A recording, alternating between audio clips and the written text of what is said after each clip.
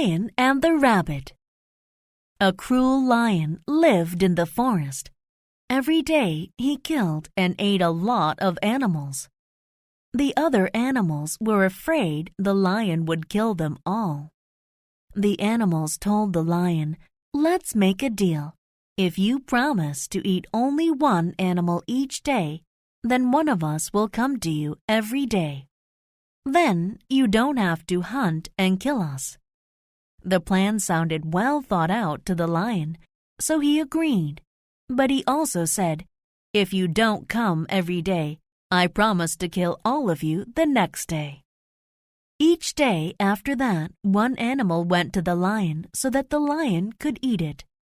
Then all the other animals were safe. Finally, it was the rabbit's turn to go to the lion. The rabbit went very slowly that day, so the lion was angry when the rabbit finally arrived. The lion angrily asked the rabbit, "Why are you late?" "I was hiding from another lion in the forest. That lion said he was the king, so I was afraid." The lion told the rabbit, "I am the only king here. Take me to that other lion and I will kill him." The rabbit replied, "I will be happy to show you where he lives." The rabbit led the lion to an old well in the middle of the forest. The well was very deep with water at the bottom. The rabbit told the lion, "Look in there. The lion lives at the bottom." When the lion looked in the well, he could see his own face in the water. He thought that was the other lion.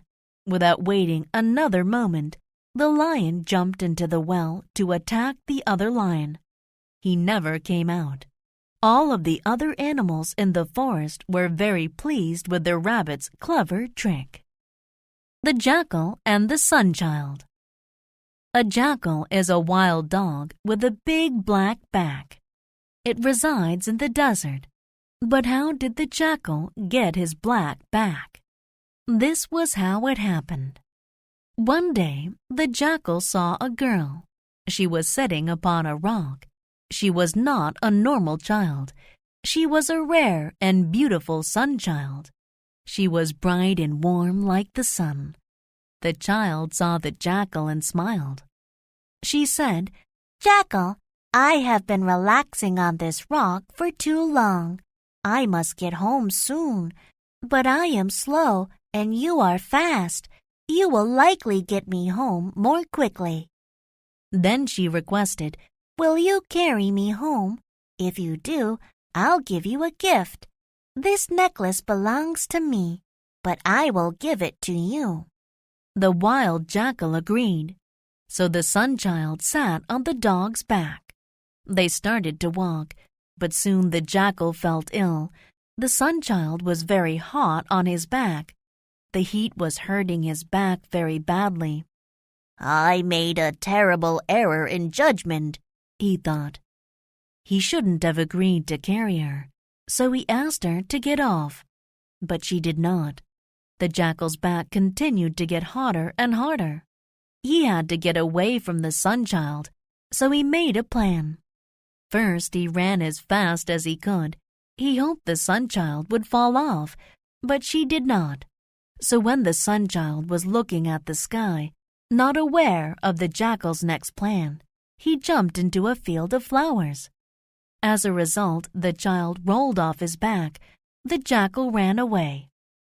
But the sunchild left a mark on the jackal's back, a visible black mark. Ever since his experience with the sunchild, the jackal has had a black back. Friendly Ghost.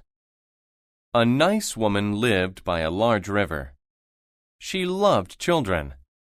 She wanted to help them in any way.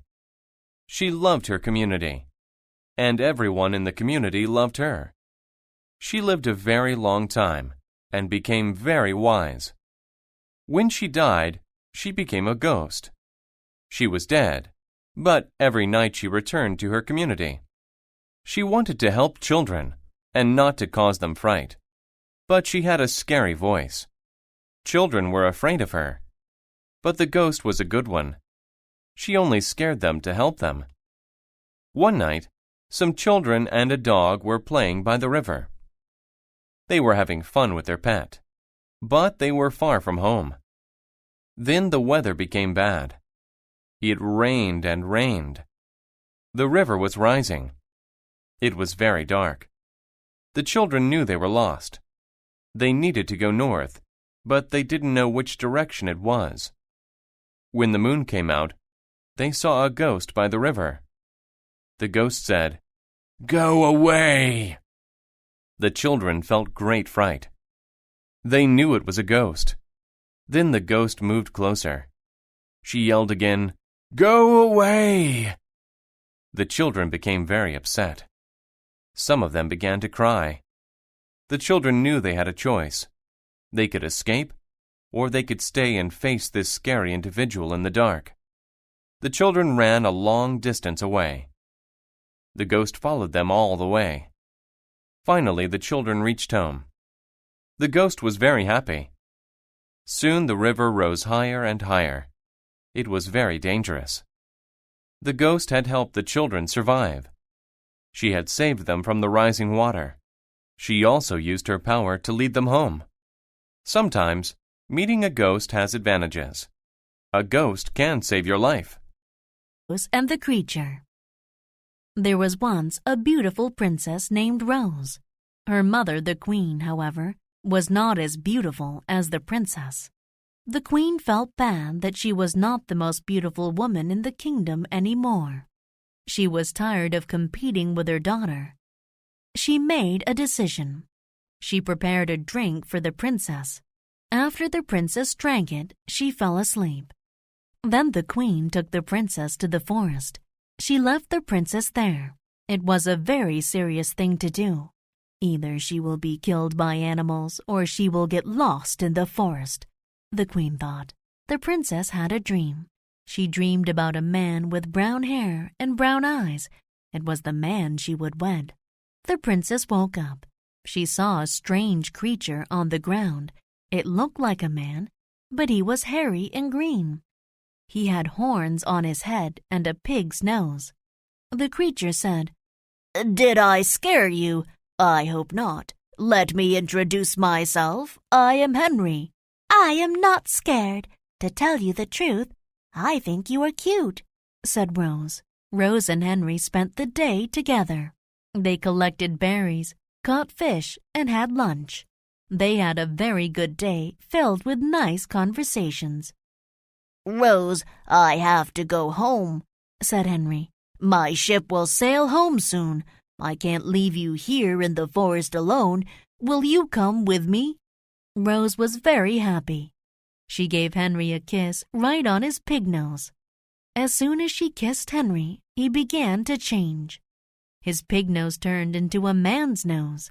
His horns and green hair went away. Standing in front of her was the man Rose had dreamt about. Rose and Henry were married, and they lived happily. The Farmer and the Cats. Arthur was a responsible farmer, and Maria was a nice lady. But they were poor. They owed the town lord money for their land. One summer, their farm burned. One structure caught fire, and most of the animals ran away. Only the cats stayed. So Arthur and Maria had to bring in their crops without an animal's help. On a fall day, the Lord demanded his money. Arthur asked if the Lord could wait until he brought in his crops. The Lord was angry. He raised his hands high and yelled, "Pay me by the end of the week. If you don't, I will increase the money you have to pay. I might put you in a jail cell." So Arthur and Maria worked until there was blood on their hands. They finished 4 lines of corn and went to bed. But the next morning, 8 lines were finished. "Maria, didn't we stop in this spot here?" Arthur asked. "Yes, that is correct, and the tools were in a different position too," Maria said. They were surprised and happy.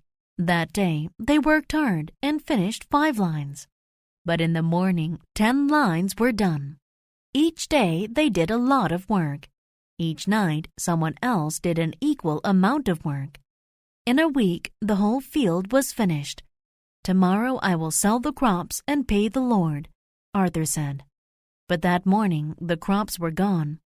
A bag was in the middle of the field. It contained money. "Maria, let's see who has helped us work." Through a hole in the wall, they saw a funny sight. The cats were dancing in the field and eating corn. Now Arthur knew what had happened. The cats had worked at night. After that, Arthur was very nice to his cats and fed them lots of corn. Had a store in a small town. She sold many different items to people in the town. The people loved her products. One day, a cat came to her property. He saw the sign that indicated where the chicken store was located. He wanted to purchase bread, but the chicken store was almost empty. She had only a bag of wheat. "You can use the wheat to make bread," the chicken said. "No, I don't want to work," the cat said. "I just want to buy bread." The cat became angry and left the store. Later, the little red chicken saw the cat in a crowd. "I will help you make the bread," she said. But the cat treated her badly. He did not even communicate with her. He did not want to do any work, so the chicken decided to make the bread.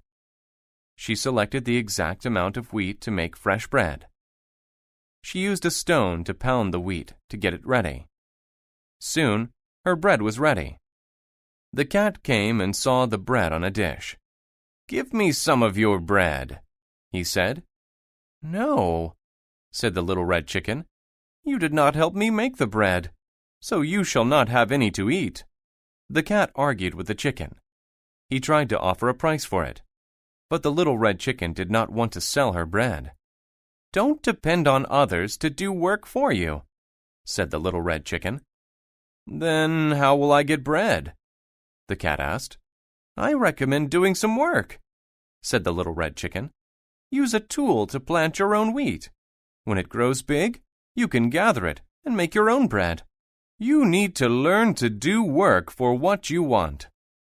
Darkland was a pig, a very bad pig. He was a pig of major importance. He was rich and he had a lot of strength. But he was mean to all the animals in Darkland. He kept all of the world's light in a bag. He preferred to keep the world cool and dark. He wanted to stop the progress of the city. The animals couldn't work in the dark. He didn't have any respect for them. "Light is too good for them," he said. "Only I should have light." But the animals needed light, so they decided to hold a competition. They wanted to find the smartest animal in Darkland. That animal had to steal light from the president. They advertised the competition everywhere. All the animals came. The animals all showed off their skills. The audience watched and then voted for the animal with the most knowledge.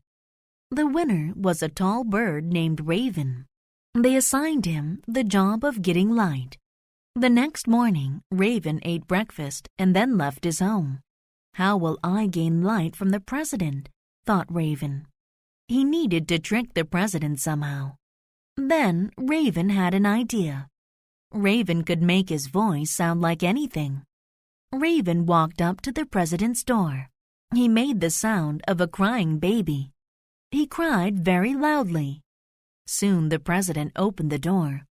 "Be quiet," the president yelled. Right then, Raven quickly made his move. He flew by the pig and found the soft bag. He took it outside.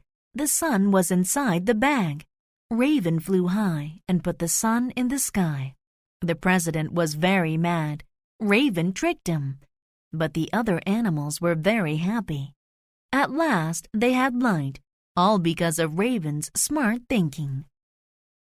An evil dragon lived in a castle in the remote southern mountains. One day the monster landed in a town. The dragon commanded the people, "Give me food now, or I will eat you."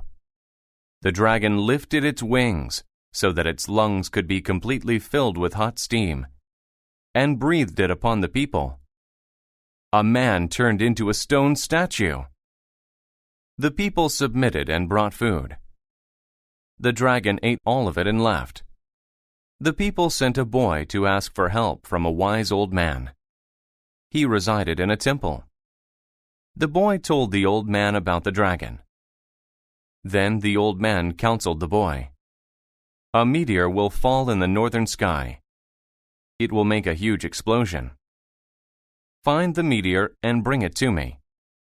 I will use it to make a sword for you. The boy did as the old man said. Soon, the sword was ready.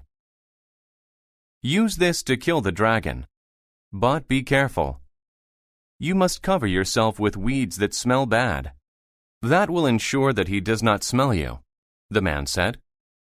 The boy traveled for many days to find the castle. He went to the upper level and opened a door. He could see the dragon's tail. It was sleeping, so the boy killed it. Then he took the dragon's gold and jewelry and returned to his town. The people were happy. The Frog Prince. A lovely princess sat by the pool and played with a sculpture of a bear. Suddenly, she dropped it, and it rolled away. She chased it, but it fell into the water. She began to cry. A large, ugly frog asked, "Why are you crying?" After the princess told him, the frog said, "I can get the sculpture. What will you give me in exchange for the favor?" "I can pay you a fee in gold," she said. But the frog protested, "I want to sleep in your bed, and you must kiss me in the morning." He'd die without water, so I don't have to keep my promise, she thought. The frog dove for a brief moment and got the sculpture. Then the princess ran away with it. Later, the frog went to the palace. The king told her to keep her promise. This put the princess in a bad mood. She permitted the frog to sleep on her pillow. In the morning, she gave him a kiss. Suddenly, he turned into a guy. He said, "I'm from a kingdom abroad. In my youth, I angered a tribe of cruel witches, who turned me into a frog." The princess asked him, "Can I be your bride and stay with you forever?" But the prince said, "No, you disappointed me. You didn't keep your promise." The Tale of Bartleby O'Boyle. Long ago, there was a clever man by the name of Bartleby O'Boyle. As a boy, he was kept as a slave by the royal family. He saw other children play, but he always had to work. This frustrated him very much, but he was not stupid, and he wanted to change things. Then one day there was a struggle for authority in the kingdom. There was a division of the people, and one group fought against another group to see which would govern the kingdom. There was disorder in the kingdom. Bartleby ran away. He saw much fighting and destruction. Many people had nothing to eat. Bartleby decided to aid them. He would help them get food. But how? Bartleby went to the capital to find an answer. There, he met a man named Gilliam. A group of men attempted to hurt Gilliam. Bartleby defended him. Then he gave Gilliam some food to relieve his hunger. After that, the two became friends. They took food from the rich and gave it to the poor. Soon, other people cooperated with them. Working together enabled them to take more food. But they only took food from people who had plenty, and they always gave it to those who had none. Because of this, Bartleby gained a reputation across the kingdom. Even today, many people admire him for helping the poor. Prince Sam. Sam's mother cooked at the royal palace. One day, he went to work with her. She emphasized that he should stay in the kitchen. But Sam was bored. Thus, he decided to look around. He went around a corner. It shocked him to see a boy who had a strong likeness to him. Sam soon recovered. The other boy stared at him. Then he spoke. "Come with me." He needed to be rational, but he couldn't deny that he wanted to go. So he followed the boy to a chamber. "I am Prince Bertram," the boy said. Sam felt shy talking to a prince. "I'm Sam." "Trade places with me," the prince said. "We can't. My mother will kill me. Moreover, I don't know anything about being a prince." "No one will find out," the prince interrupted. "We look the same, and even our gestures are the same. It will only last for a week." Sam said okay. Soon, Sam's perspective on being a prince changed. He spent most of his day signing royal documents. At night, the prince's chamber was cold. He thought he was going to freeze or get sick with a fever or the flu. He was happy when the week ended. So was the prince. "I didn't know how to do anything," the prince said. "I've always relied on my servants to do everything for me." "I think I like being a regular person," Sam said. "Being a prince isn't fun." So, they both returned to their normal positions and enjoyed their lives more than before. Mrs. May and the Green Girl. One morning, people from a small town found a little girl by a stream.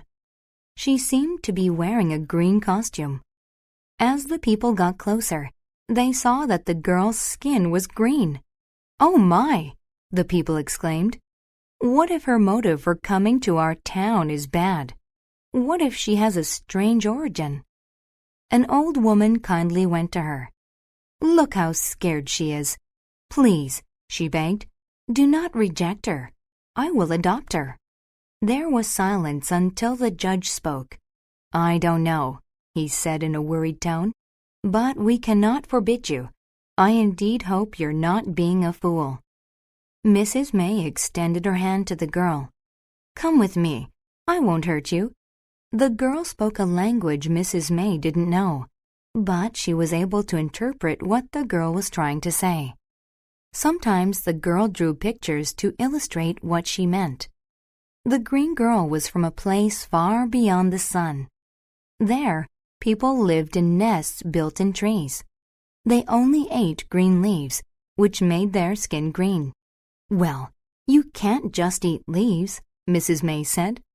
She fed the green girl home-cooked meals, and soon the girl wasn't green anymore. The people had a huge reception to welcome her as a citizen of the town. The Clever Thief. A new king inherited a lot of gold. He loved his gold very much. He even wanted to keep it after he died. Therefore, he had a large tomb built for himself and his riches. However, the tomb's builder had a plan. Most of the stones were solid, but he put one special stone on the roof. It was made of a lighter substance. When the tomb was done, the king moved in his stock of gold. One night, the builder went to the tomb. His excitement mounted. Because all the stones looked alike, he had left a distinct mark on the artificial block. The mark helped him distinguish the difference in the architecture. The builder lifted the stone. Using a chain, he climbed into the tomb. He filled his pockets with gold. The builder followed this manner night after night.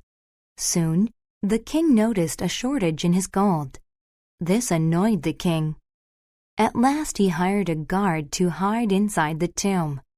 When the builder entered the tomb, the guard wounded him. He climbed a pole to the roof. The builder left drops of blood in the dust. The guard followed them and caught him. When the builder healed, he explained to the king that he didn't keep any of the gold. He had given it all away to the poor. Jail because he stole things. The criminal never felt bad. One day, he escaped and ran into the woods. He found a cabin with a fence. The cabin was very neat. Inside, the criminal found a bowl of fruit, a bottle of milk, and a dozen eggs. He ate the fruit and drank the milk. But the eggs smelled funny, so he put them in the trash bin. Soon he heard the sound of a vehicle's motor. An old man came in and saw the criminal. The old man yelled, "Why are you in my house?" The criminal lied, "I'm a policeman." The old man replied, "I am your elder. You cannot fool me. You are the criminal." The criminal's facial expression became very sad. He admitted that he was a criminal. He said, "I'm sorry. It was rude for me to come into your home. Please take the cash from my wallet. It is a mere amount, but it will settle our problem." The old man said, "I do not want your money. I just want to inspire you to be good. There will be no penalty for taking my food." On this occasion, the criminal realized that he had been bad. He listened to the old man and never stole from anyone ever again. Tiny Tina. In a distant land, there was a kingdom where fairies lived. Tina was a fairy. She had yellow curls and wore a dress made of wool. She always moved with grace. However, because of her compact size, she was scared of mankind. One day, there was an eclipse of the sun. The fairies didn't know what was happening. They were scared, so they ran away. Tina looked for a place to hide. She found a garden with flowers blooming. Tina had a passion for flowers. She decided to hide there. She became sleepy and made a pillow with some leaves. She whistled happily as she worked, and she fell asleep. Suddenly, somebody sneezed. The sound woke Tina up. She saw a very big face looking at her. Tina was so scared that she couldn't move. She could feel her pulse going very fast. The big woman went into her house. When she came back, she gave Tina a cup. The woman sat on the ground among some decaying leaves. Tina dipped a finger in the cup and tasted it. It was tea with all kinds of delicious spices in it. Tina felt refreshed after drinking the tea. "I'm Wilma," the lady said. "I spend all my leisure time in my garden cutting flowers. Would you like some dessert?" Tina said yes. She was hungry, and she wasn't frightened anymore. She took a bite of cake and relaxed. "How did you get to my garden?" Tina told Wilma how she got lost. "That's terrible. Let us take you home." "Actually, I think that I want to stay with you," Tina said. She wasn't scared of big people anymore. Wilma and Tina lived happily ever after. Dwarf. Peter was a hunter. One day he was in pursuit of a deer and became lost. He usually carried a compass with him when he went into the wilderness, but that day he left it at home. As he walked, the forest began to look different. He didn't see any bamboo. Instead, there were bushes with long leaves. The ecosystem was now very abnormal. Peter knew he was in the magic marsh. Now he was tired and thirsty. He was afraid. Being lost in the marsh could be fatal. When people entered it, they never came out. At last he found a pond. Flowers grew around it. The blossoms smelled like the best perfume. He felt relaxed, so he drank some water and fell asleep. When he awoke, he saw an evil dwarf staring at him. "What are you doing here?" it asked. The dwarf spoke in a strange dialect. "I'm lost," said Peter. "Can you help me?" "Yes," it said, but Peter didn't know it was dishonest. The dwarf took an old manuscript from his pocket. It was a magic map. "Just recite the words at the bottom," the dwarf explained. "It will show you how to get home." "Good," Peter said. He was impatient and quickly grabbed the map. He recited the magic words, and a line appeared on the map. He walked for many days but never left the marsh. Finally, the map led him back to the pond. He walked in a circle. The dwarf was still there. "Here's a proverb for you to think about," it said. "When patience is lost, then so are you." And with a bump. An old man had a large bump on his face. He went to the best physician in town. He gave the old man tragic news. "I can't do anything. You'll have to get accustomed to it." One day the old man went into the forest. Suddenly the light became dim. It was going to rain. So he found a hollow tree to sit under. It leaked a little, but there was no other place he could wait. When the rain stopped, his joints felt stiff from sitting. Suddenly, he heard a tune coming from far away. Many fables said monsters lived in the forest. No one could affirm that the stories were true, though. Still, his instincts told him that there was something out there. He walked farther into the forest. Then he saw a fire glowing. He was astonished to see a clan of monsters. They were having a great feast and banging on drums. He stood behind a tree, spying on them. Then the leader asked, "Who's the best dancer here?" "Me," the man yelled, coming from behind the tree. He started to dance. When he was finished, the leader said, "I want you to dance every night. In order to make sure you return, I'm going to keep something you love." "Please don't take my bump," he begged. "I can't sacrifice it. It's good luck," he exclaimed, pointing at it for emphasis. The monsters agreed that they had to take his bump. After they did, the man stroked his face to make sure it was gone. He had tricked them. He never went back, and he never had to worry about his bump again. The Bremen Town Musicians.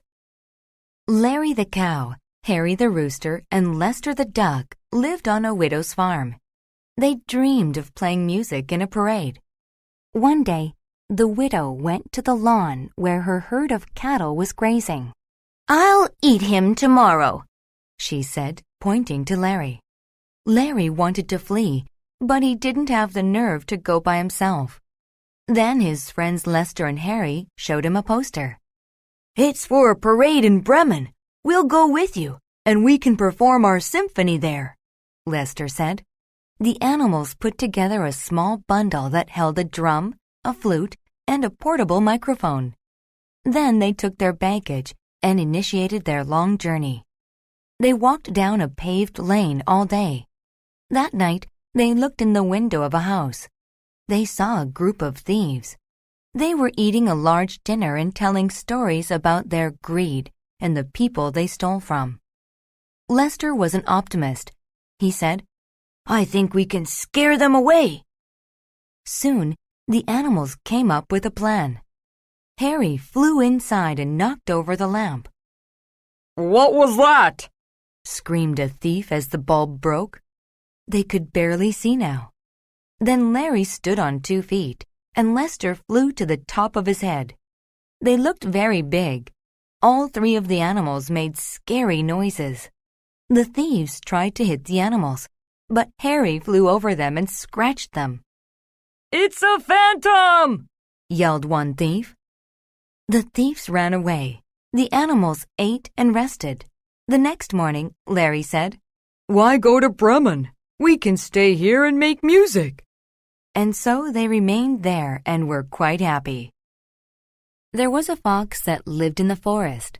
Fox loved to play mean tricks on the other animals. One day, he used the sharp rim of a bottle to dig a pit in the ground. He hid in a tree until Rabbit came to the pit's edge. Then he jumped out and pushed Rabbit into the pit. Fox laughed and ran away. The angry Rabbit climbed out and told the other animals what happened. The others said, "That is typical behavior for Fox. He does mean things all the time. Sometimes he is completely immoral. We all disapprove of his actions, so we should teach him a lesson. Tomorrow, we'll push Fox into that pit." The next day, all of the animals hid near the pit and waited for Fox. Fox was oblivious to the hidden animals. He walked up to the pit to see if Rabbit was still trapped. Just then, the other animals ran up to Fox and pushed him in. All the animals laughed and cheered, except Fox, of course. Fox couldn't get out. The walls of the pit were covered in damp ivy. It was too slippery for him to climb out. He was utterly helpless. He moaned and began to weep. At last he saw Eagle watching him from her roost. He yelled, "Eagle, please help me. If I don't get out of here, I will perish." Eagle said, "You may think your tricks are trivial, but you hurt others when you do mean things. I'll help you if you promise to be nice." Fox said, "I promise." Eagle began her flight to the bottom of the pit. She picked up Fox with her beak and soared out of the pit. She dropped Fox safely on the ground. Fox thanked Eagle and kept his promise. He was nice to the other animals.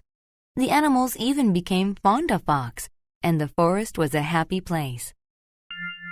Jack Frost and the Pudding. Every winter, a magical boy with a wild spirit named Jack Frost arrives in town. He wears a white cape, and his role is to cover everything with frost and ice. But Jack Frost also gets pleasure from playing tricks on common folks. One dark winter evening, he was sitting on the rail of a fence near a river, pointing at some trees.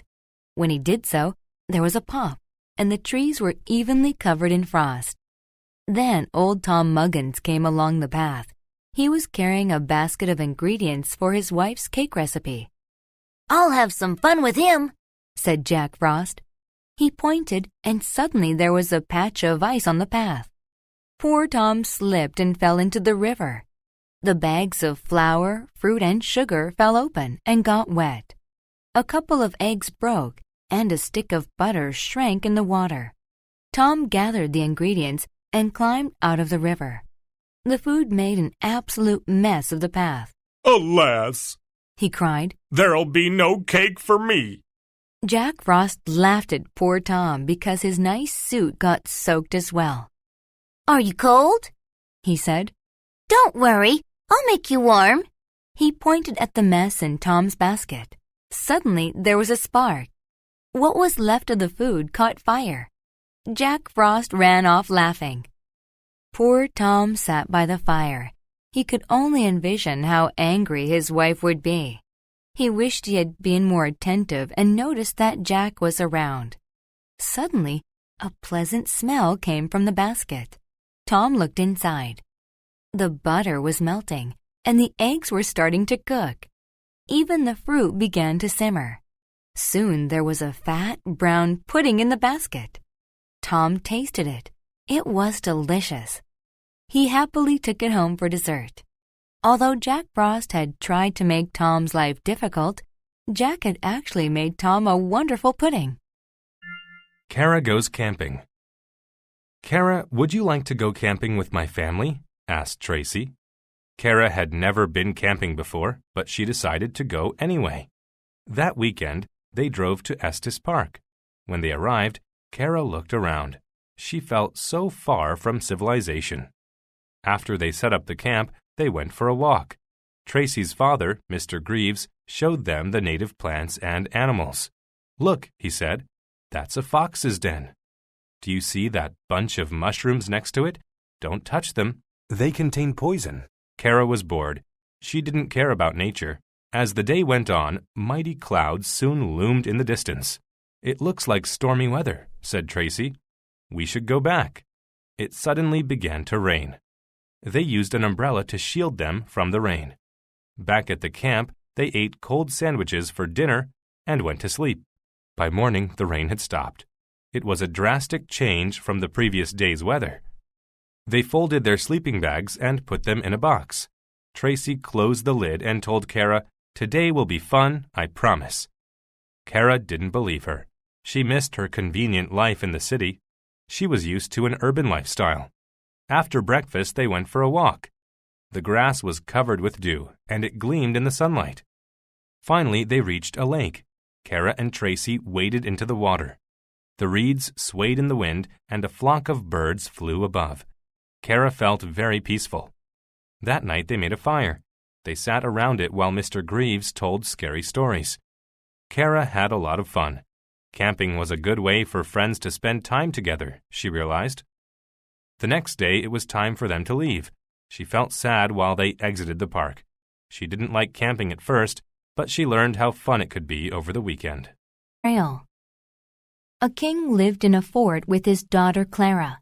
The king had founded a great empire, but his land was rife with enemies who wanted to take over the kingdom.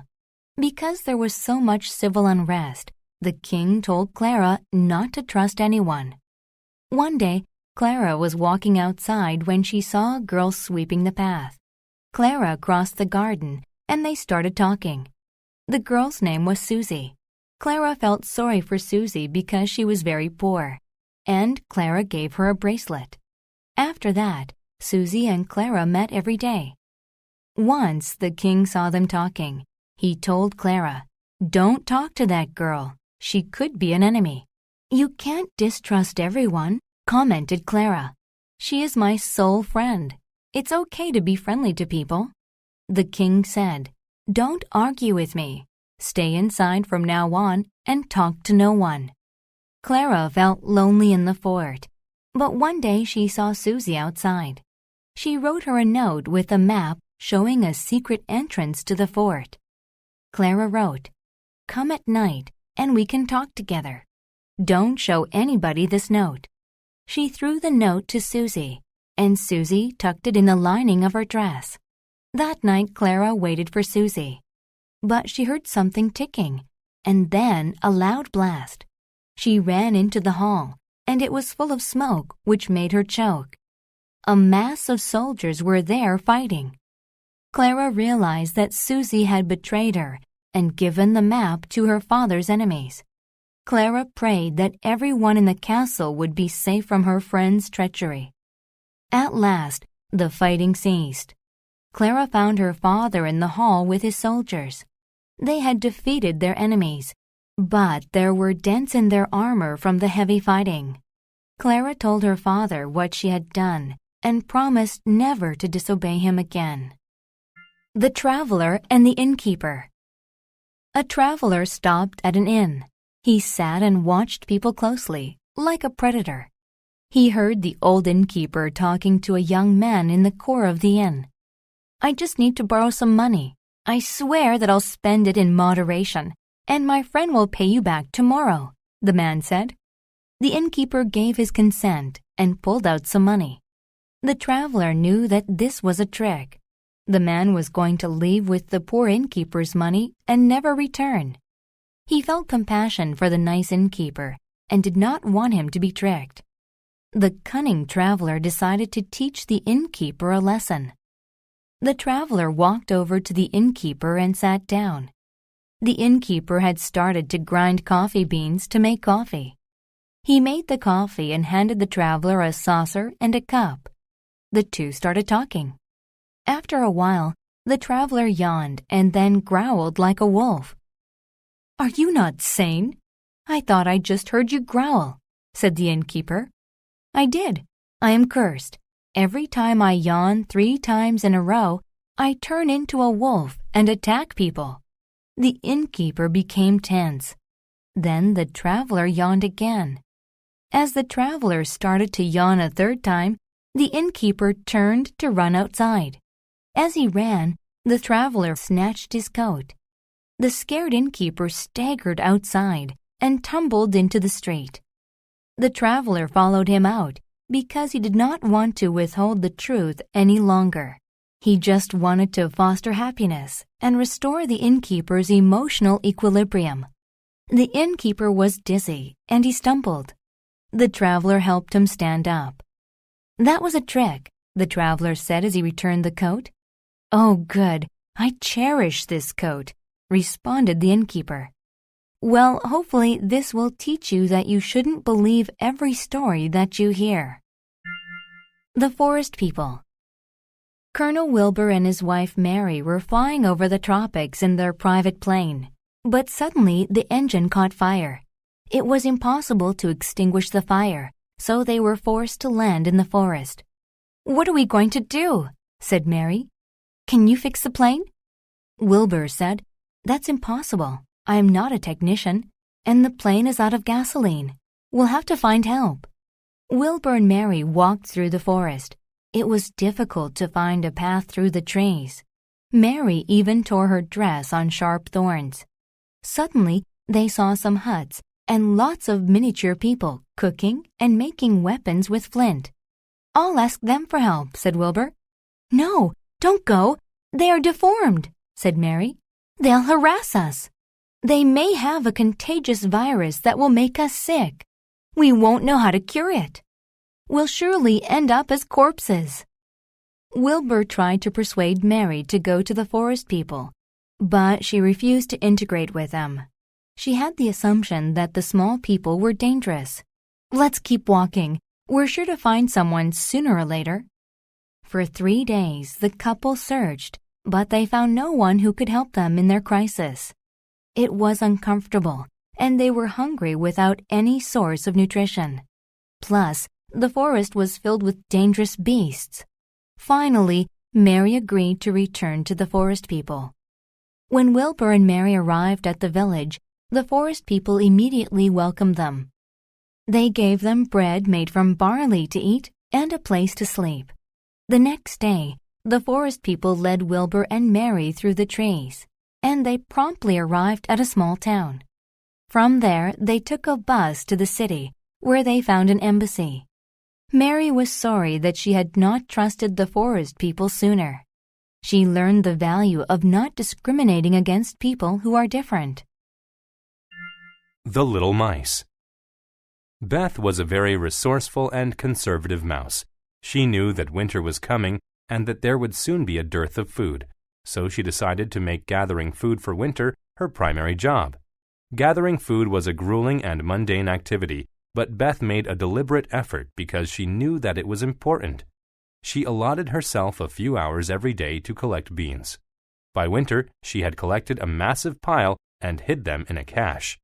Beth had a sister named Mary. Mary lacked ambition. She had fanciful ideas about how she would survive winter. She thought that food would just come to her and that she could work at her own convenience. She opted to spend the days playing and dancing instead of gathering beans. When the final hours of autumn elapsed, Mary had only a paltry amount of food stored away. Mary realized that her food supply was too small to last through winter. She visited her sister. Mary said, "Beth, I am in a dire situation. I didn't gather enough food for winter. Will you let me share your beans? Please have some empathy for your sister." Beth thought for a moment. Then she replied, "Mary, I am truly sorry for you, but I will not give you any of my beans. Instead, I will let you have my empty bag. You can still work hard and gather enough food for the winter. It will be tedious, but you will learn the value of hard work." Beth's words appalled Mary. Mary cried with outrage. "There is too much work. I won't have any time to dance or play." Beth said, "It is crucial that you gather enough food. You must have sustenance before you have fun. Go now and rectify your situation." Mary griped some more, but she knew that her sister was right. She took the bag and went to work gathering her own beans for the winter. A bet. Russell finished running a relay and joined his friend Becky in the cafeteria. He asked, "What's for lunch?" "Sesame chicken. It's okay except the meat's charred. Oh, and watch out for the chili peppers," Becky said. "Chilies don't bother me," said Russell. "My stepmother says you should be careful with them," replied Becky. An argument ensued about eating chilies. "Chilies aren't so bad. I bet I can take more bites of this chili than you," Russell said. Becky was wary of eating the pepper. Despite her reluctance, she didn't want to say no to the bet. She wavered about whether to do it or not. She negotiated the details. "What will the winner get?" she asked. "The loser has to carry the winner's books for a year. I'll even let you go first." Becky replied, "Fine, but to clarify, you'll carry my books for the entire school year, right?" Russell restated the agreement. "That's right. I'll carry your books all year if you win," which you won't. His dogged persuasion convinced her. The chili looked benign, but Becky knew it could cause a lot of pain. She bit the bottom of the pepper. Surprisingly, she felt nothing. "My turn," said Russell. He bit the middle of the chili. Immediately, he seemed to be in distress. He gasped, and his face alternated between brave and pained expressions. He experienced an overdose of spice. He was on the verge of tears and finally let out a horrible cry. "Take this," said Becky, handing him her drink. "That was awful," he said, continuing to sip from the glass. That night, Becky researched chilies. The next day she said in an apologetic voice, "I read that the hot part of chilies is in the middle, where the seeds are. I'm sorry, I feel like I cheated by going first." Russell was relieved. Not only did he learn something new about chilies, but he learned that Becky was a good friend. A young student of meteorology was having a difficult time with an experiment.